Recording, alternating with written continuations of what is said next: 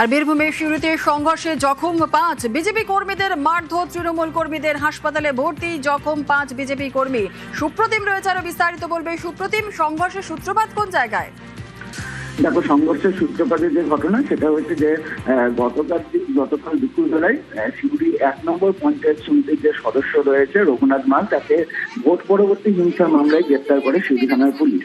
আর এরপরেই কিন্তু গতকাল সন্ধ্যেই কিন্তু উত্তেজনা ছড়িয়ে পড়ে এই সিউড়ির কুতরা গ্রামে। এবং গতকাল রাত্রেবেলায় যখন সেখানে অমাবস্যার পুজো চলছিল, সেই সময় মিথ্যা মামলায় ফাঁসানো হয়েছে ওই তৃণমূল কর্মীকে। অভিযোগ তুলে তার বাড়ির লোক এবং তৃণমূল আশ্রিত বেশ কয়েকজন দুষ্কৃতী কিন্তু গ্রামবাসীদের উপর চড়াও হয়। এবং সেই চড়াওয়ের ঘটনায় কিন্তু 5 জন যে গ্রামবাসী, অর্থাৎ যারা বিজেপি কর্মী সমর্থক, তারা কিন্তু আহত হয়েছে। তাদেরকে সিউড়ি সুপার স্পেশালিটি হাসপাতালে ভর্তি করা হয়েছে।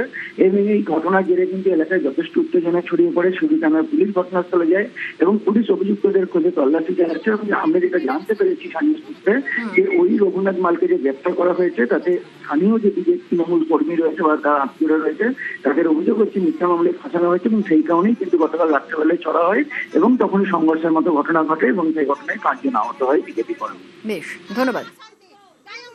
আমাদের এখানে বিজেপির কর্মীদিকে গালাগালি করছে দিন রাত। ও কোন দলের লোক? ও টিএমসির লোক, তৃণমূলের লোক। আচ্ছা, দিয়ে ওকে তুলে নিয়ে গেছে, এই কারণে ওর বাড়ির লোক গালাগালি করছিল।